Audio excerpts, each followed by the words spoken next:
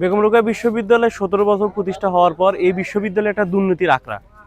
এই বিশ্ববিদ্যালয়ে যে ভিসিরাই আসছে তারা সবসময় দুর্নীতি করেই আসছে। ইতিমধ্যে আপনারা জানেন যে 2 জন ভিসি তাদের নামে মামলা চলছে এবং কলিমুল্লাহ ভিসি উনি জেল খাটতেছে।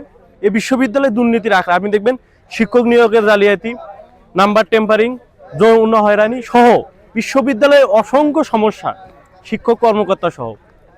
তাই আমরা যে 2024 সালে 5 আগস্টের পর ছাত্র জনতার গণ অভ্যুত্থানের পর যে নতুন একটা বাংলাদেশ পেয়েছিলাম, এই বাংলাদেশে যে আবু সাইদের যে রক্তের বিনিময়ে যে বেগম রোকেয়া বিশ্ববিদ্যালয় এবং এই পুরো বাংলাদেশ যে একটা নতুন বাংলাদেশে হয়েছে, এখানে আমরা মনে করছিলাম যে আবু সাইদের বিশ্ববিদ্যালয় ছাত্র সংসদ প্রতিষ্ঠা হয়ে এই যে সমস্যাগুলো, এই সমস্যাগুলো সমাধান হবে এবং শিক্ষার্থীদের একটা অধিকার আদায়ের প্ল্যাটফর্ম হবে।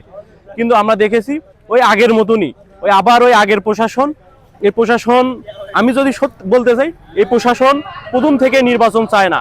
আমাদের যে অনশন কর্মসূচি থেকে শুরু করে পুরো প্ল্যান মাফিক এই আপনার আইনটা পাশ করতে দেরি করা এবং এই আইনটা পাশ করে নিয়ে আসা এবং তারপরে নিয়ে আসার পর যে সময়টা ছিল, এই সময়টা তারা কিভাবে যেভাবেই হোক এটা জাতীয় নির্বাচনের পরে এই নির্বাচনটা নিয়ে যাবে এই প্ল্যানে তারা প্রথমে প্রধান নির্বাচন কমিশনকে কাউকে না জানিয়ে, তারা কোনো স্টেক হোল্ডারদের সাথে না কথা বলে প্রধান নির্বাচন কমিশনার নিয়োগ দিয়েছে।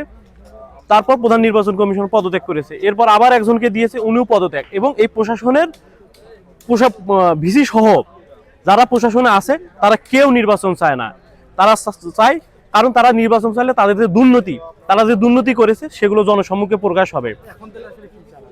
আমরা চাই তারা যে আগামী যে 25 ফেব্রুয়ারি যে নির্বাচন দিয়েছে, আর 25 ফেব্রুয়ারি রমজান মাস আছে, আর যেহেতু একটা নিরপেক্ষ সরকারের আমলে এই জাতীয় ব্রাকসু নির্বাচনটা হইল না, এই 25 ফেব্রুয়ারি রমজান মাস আছে, ব্রাকসু 25 ফেব্রুয়ারি হবে না, হয়তো আবার ঈদের পর নিয়ে যাবে।